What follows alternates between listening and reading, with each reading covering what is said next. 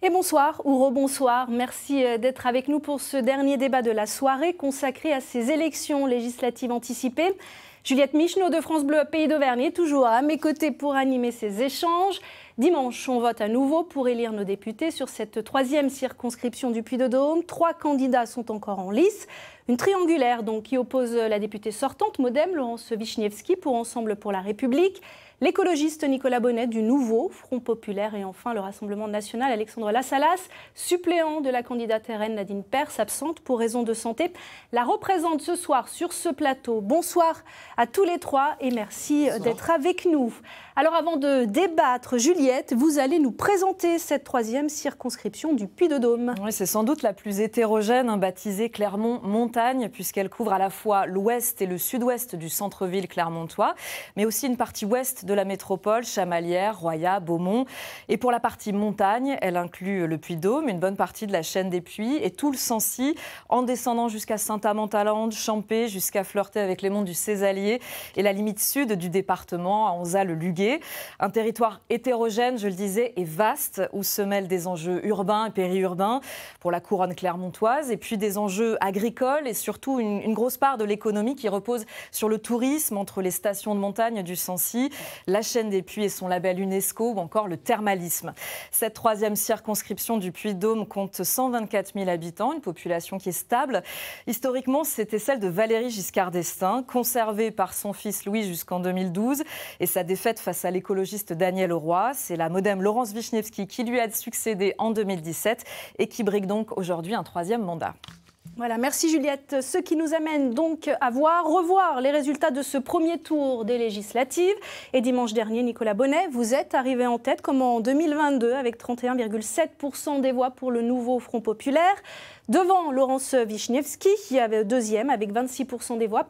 Et ensuite, la liste RN portée par Nadine Pers et son suppléant Alexandre Lassalas est juste derrière vous, Madame Vichnievsky, avec 25,9% des suffrages, soit 66 voix d'écart seulement. Alors, Madame Vichnievsky, François Bayrou, le président de votre parti du Modem, a appelé à faire barrage au Rassemblement national au second tour en demandant aux candidats de se désister.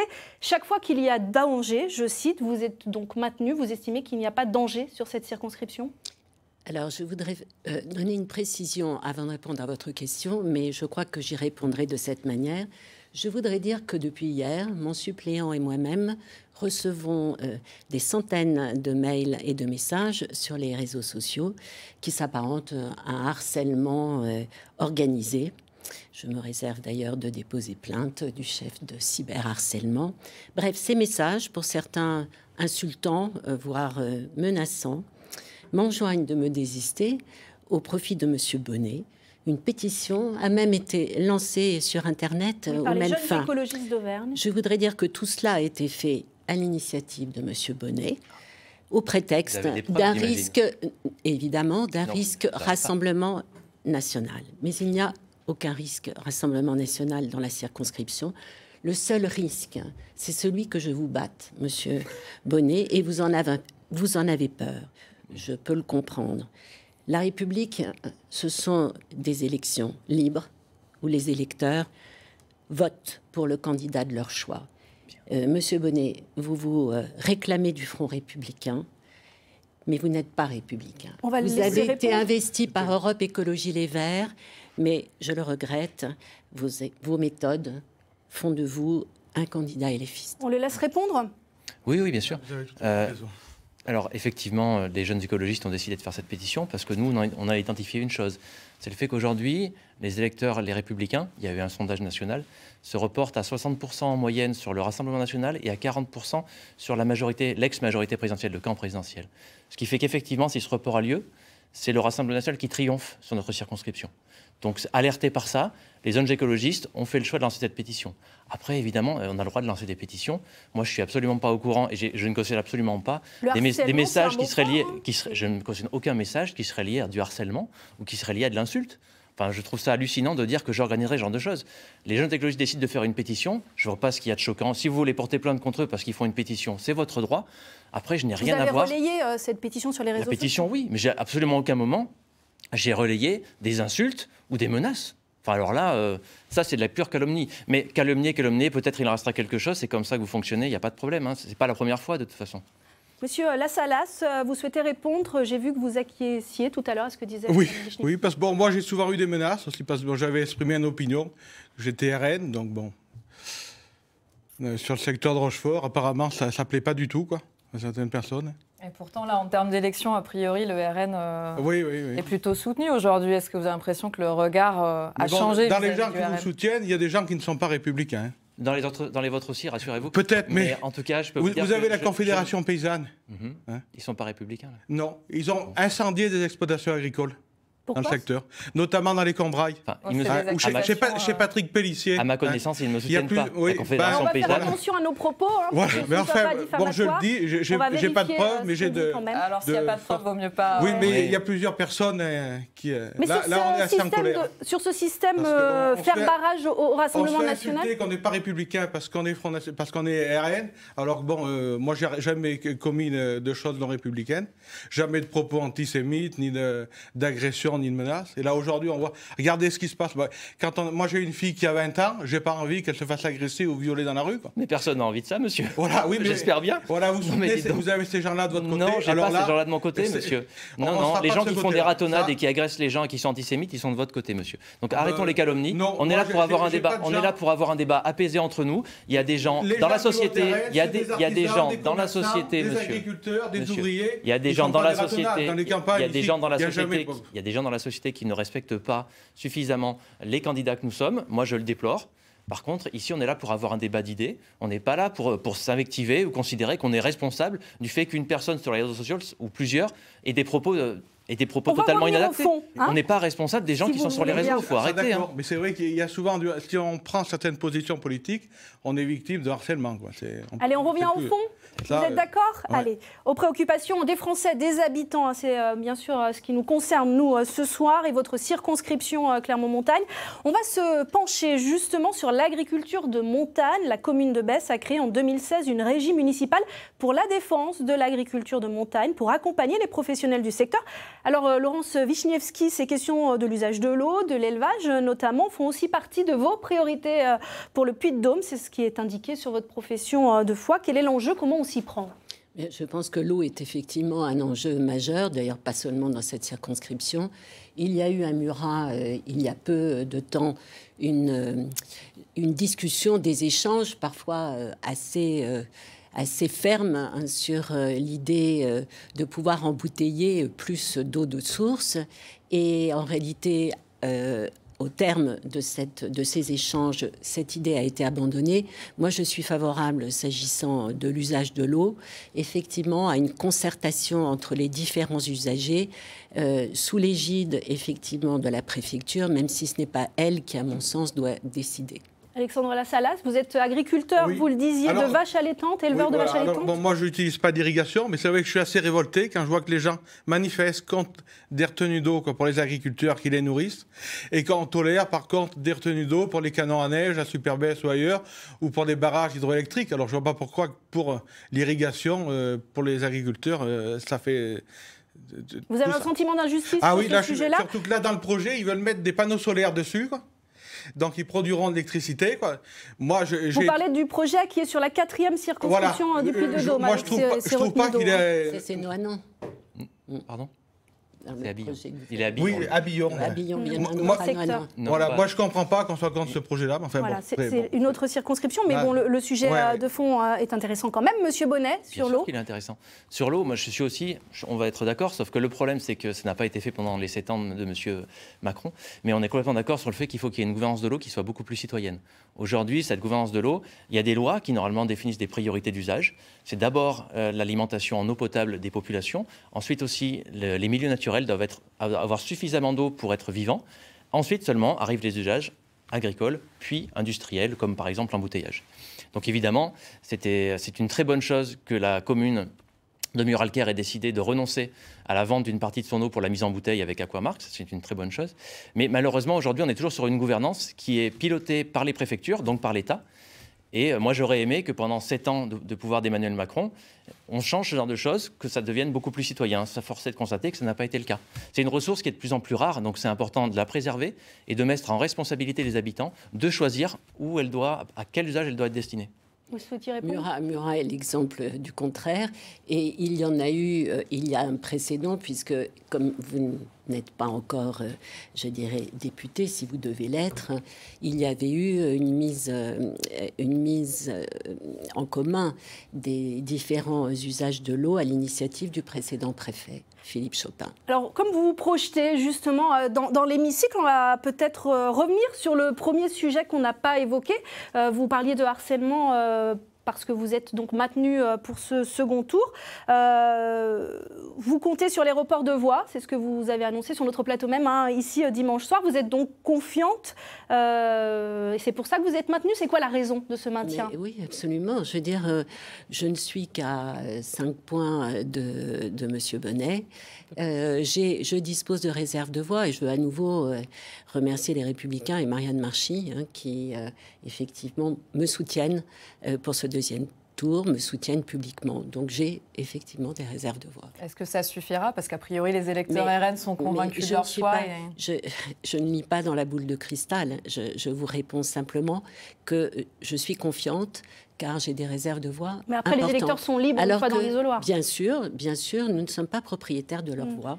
Mais ce que je veux dire, c'est que mes opposants, dans le cadre de ce deuxième tour, n'ont pas de réserve de voix. Alors, on va justement donner la parole à Alexandre Lassalas. C'est la politique, question de mathématiques, d'arithmétique.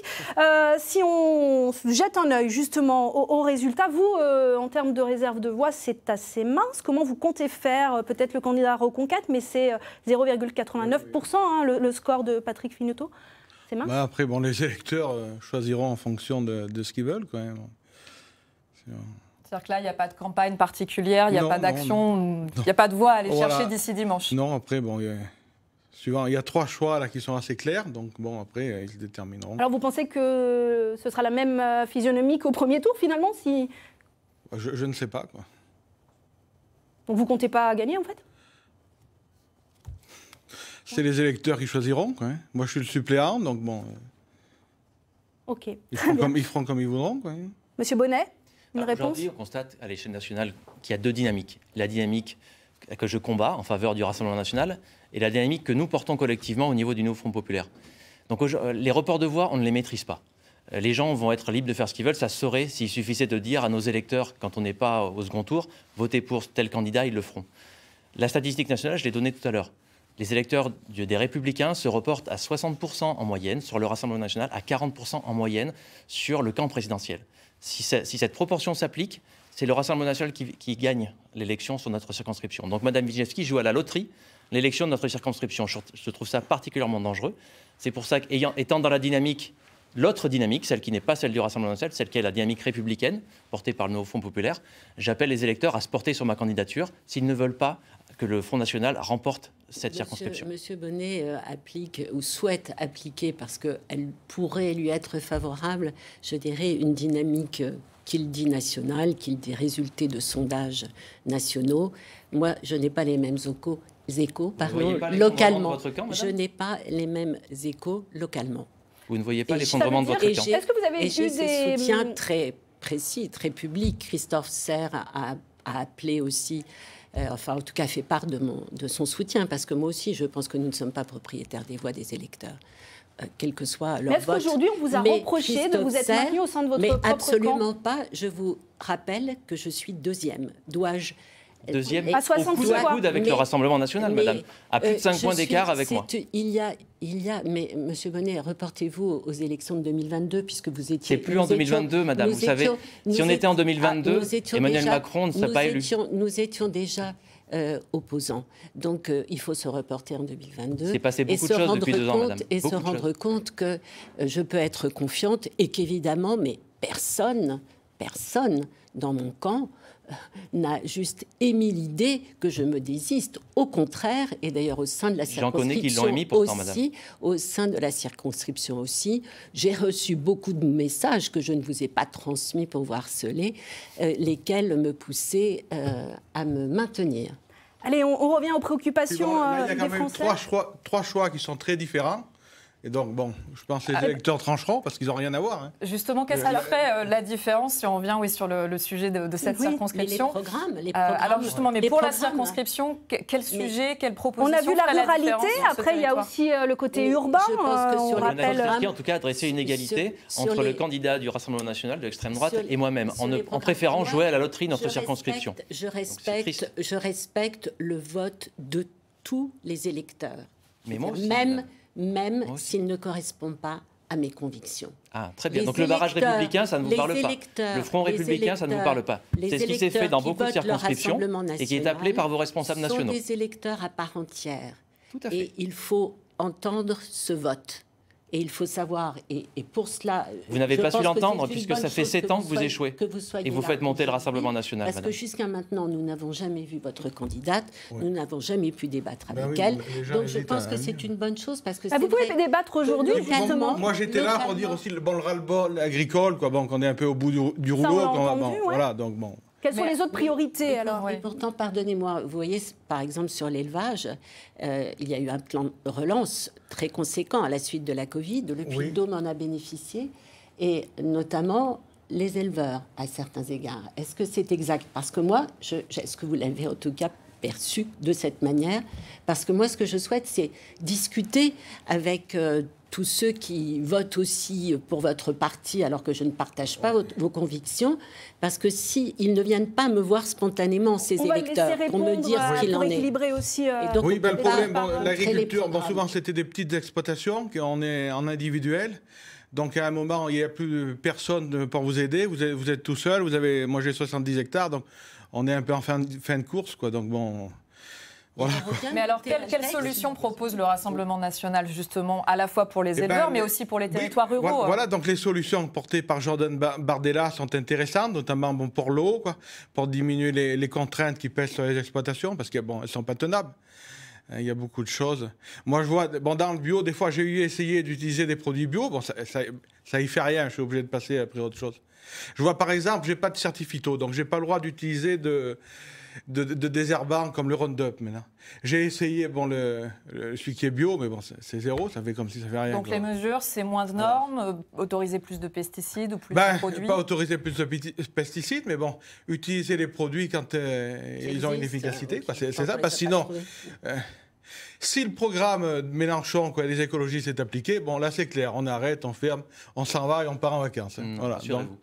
Parce que sur la baisse des normes, je voudrais quand même dire que c'est dans ce sens que nous sommes allés depuis un certain temps, et le dernier texte que nous ayons voté à l'Assemblée nationale... On va laisser parler M. Bonnet aussi, il faut que tout le monde puisse parler, Madame Wiśniewski, s'il vous plaît. Merci.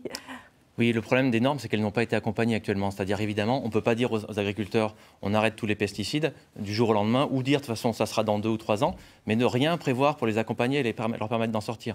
C'est bien évident que ce n'est pas au lendemain de notre élection que tous les pesticides seront interdits. Par contre, en dialogue avec la profession agricole, on établira un programme pour sortir progressivement des pesticides, notamment les plus dangereux, qui sont d'abord et avant tout néfastes pour ceux qui les utilisent en premier. C'est d'abord avant tout les agriculteurs qui sont au contact de ces pesticides quand ils s'en servent, qui sont les plus touchés.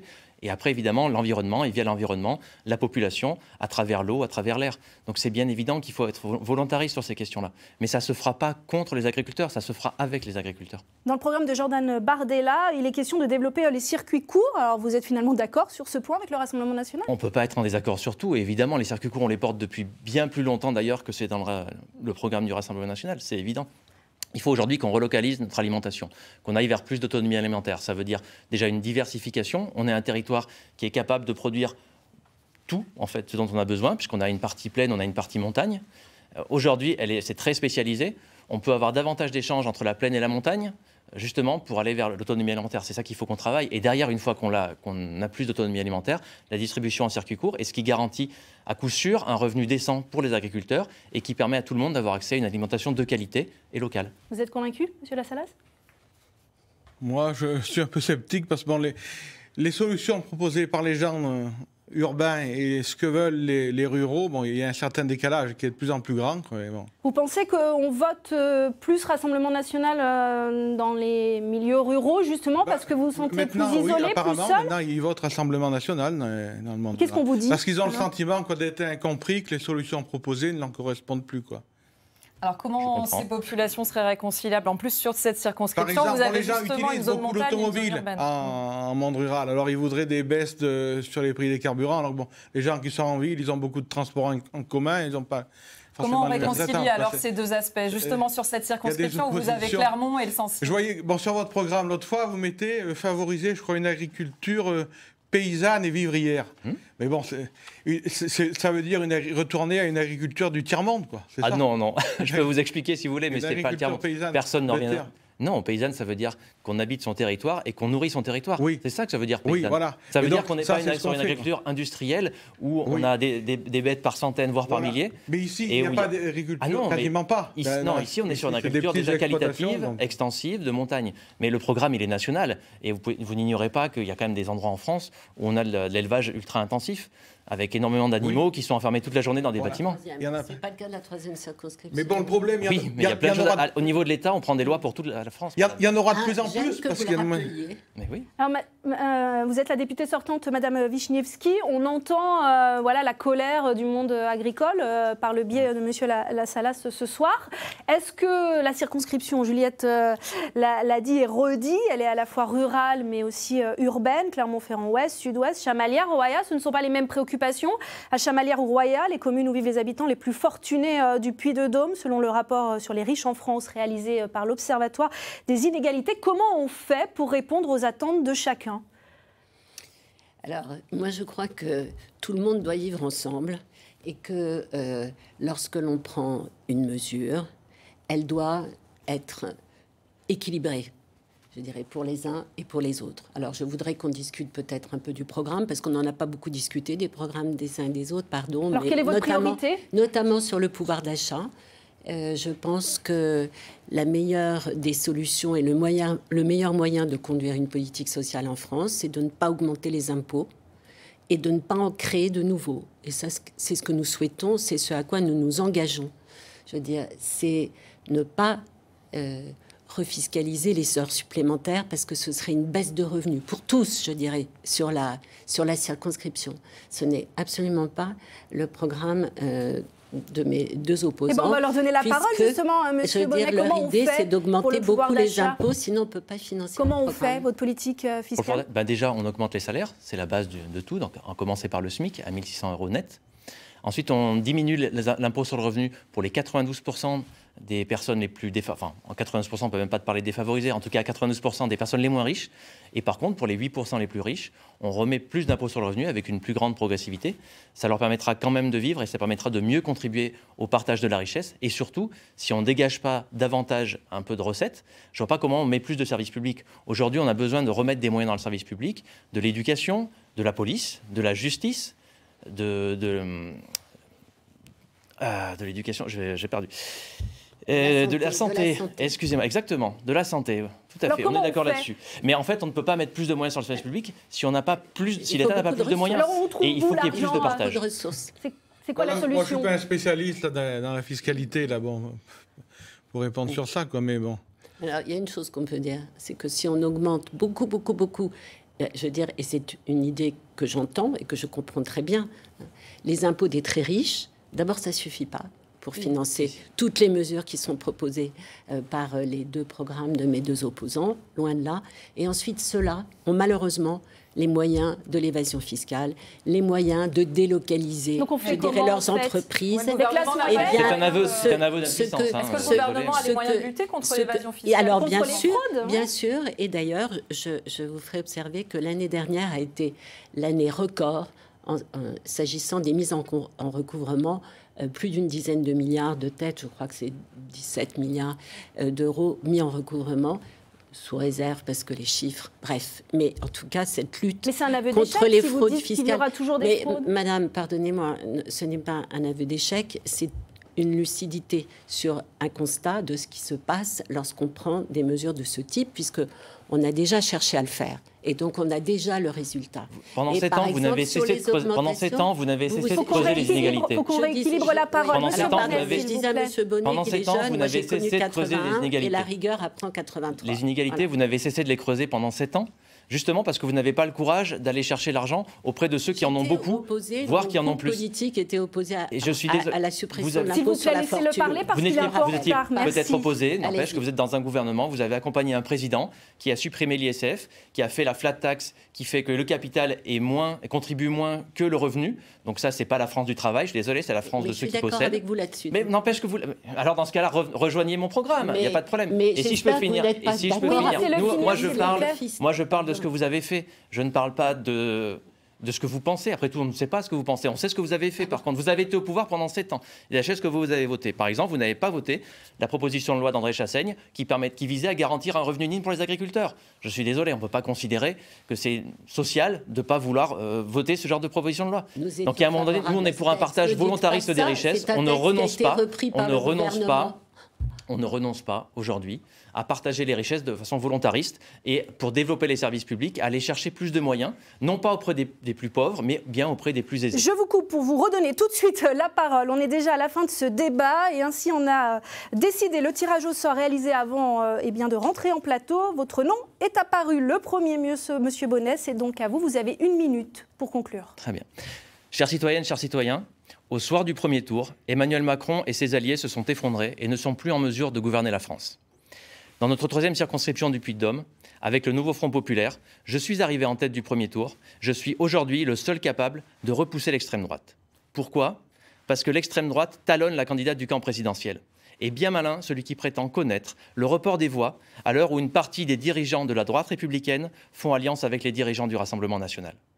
Dimanche, c'est vous qui allez écrire une nouvelle page de l'histoire de notre pays. Soit nous laissons l'extrême droite s'installer au pouvoir et nous mettons en péril les fondements de notre République, soit nous bâtissons une nouvelle majorité de progrès humain et écologique. C'est dans ce même état d'esprit que je serai votre député pour résorber les fractures sociales qui s'accentuent dans notre pays et pour réconcilier les Françaises et les Français. De Clermont-Ferrand aux ses alliés, en passant par nos villages des Dômes et du Sancy, je serai à vos côtés pour faire vivre notre devise républicaine, liberté de vivre ses choix dans le respect de chacune et chacun, égalité entre les territoires ruraux et urbains et fraternité entre les hommes et les femmes, quelle que soit leur identité. Et c'est terminé. Merci, Monsieur Bonnet. Alexandre Lassalas, c'est à votre tour. Oui, moi, je considère que ce n'est pas un vote d'extrême droite, parce que dans les campagnes, c'est des artisans, des commerçants, des agriculteurs, des ouvriers, donc on est toujours classé à l'extrême droite. Alors là, quand il y a 30% des gens qui votent pour l'extrême droite, il y a des communes, il y a 50%. Donc, bon, je considère que ce n'est pas un vote d'extrême droite. Et là, il y a 3 choix très clairs. Après, donc, il y a la France de Mélenchon. Alors, la France où il y a les Black Blocs, les assistés, tous les jeunes des banlieues qui foutent le bazar, voilà. Pas de diffamation. Oui, mais enfin, bon, voilà. Je dis les choses. Après, il y a la France, disons plutôt la France de Macron, la France de la mondialisation, la France un peu d'en haut, des catégories supérieures. Et puis après, la France des agriculteurs, des artisans, des commerçants, des ouvriers qui est représentée plutôt par Bardella, quoi. Voilà, moi, c'est l'analyse que j'en fais. Après, bon. Vous avez encore une quinzaine de secondes. Est-ce que vous voulez rajouter quelque chose ? Non, j'ai plus rien. C'est fini. Voilà. Okay. Très bien, merci Alexandre Lassalas. Je rappelle que vous êtes le suppléant de la candidate Rassemblement National, Nadine Pers, absente donc pour raison de santé ce soir. Eh bien, le mot de la fin vous revient, Madame Wiśniewski. Allez-y. Je vous remercie. Alors malheureusement, on n'a pas suffisamment parlé de nos programmes et notamment des sujets de la sécurité ou de l'immigration. J'aurais souhaité qu'on le fasse. Mais ce que je veux dire, c'est que pour financer toutes leurs promesses, nos adversaires devront augmenter massivement les impôts ou la dette, mais je ne vais pas développer sur la dette. Nous nous engageons, nous, au contraire, à ne pas augmenter les impôts et c'est sur ces bases que nous garantirons le maintien du pouvoir d'achat pour tous et pour les plus faibles. Notre priorité absolue sera de rétablir l'ordre dans tout le pays, que ce soit dans les campagnes, dans les rues, dans les cités, dans les écoles, les collèges, en restaurant l'autorité des professeurs et en faisant respecter strictement le principe de laïcité. Je regrette que nous n'ayons pas parlé de l'abaya ou d'autres sujets de ce type et de la loi sur le séparatisme sur laquelle vous voulez revenir. 5 secondes. L'ordre dans nos comptes en réduisant les déficits, l'ordre à nos frontières en contrôlant l'immigration. Et merci à tous les trois pour ces échanges. Merci Juliette Micheneau de m'avoir accompagnée pour ces débats en partenariat avec France Bleu Pays d'Auvergne. Merci également à nos équipes en coulisses et puis merci à vous bien sûr de nous avoir suivis. On vote dans 4 jours maintenant, second tour de ces législatives anticipées. Qui seront vos députés? Nouvelle soirée exceptionnelle ce dimanche sur France 3 Auvergne. Rendez-vous un peu avant 20h. Les résultats, réactions, analyses, c'est à vivre sur notre antenne et sur eura.france3.fr. Excellente soirée, à bientôt.